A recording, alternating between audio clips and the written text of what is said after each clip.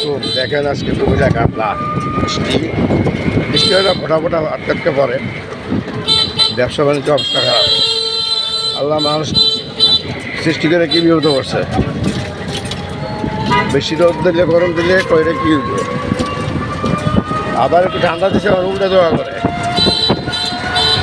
দেখুন শহরের অবস্থা একদম 3:30 বাজে জল আপ হয়ে গেছে, শত হয়ে গেছে।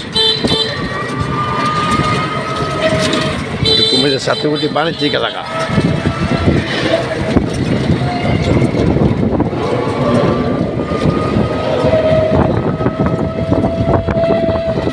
দেখছেন এই সামনে পাবে, হ্যাঁ হ্যাঁ একটু বস সবাই দোয়া করছে। কিরে বাজি যাস, যা যা।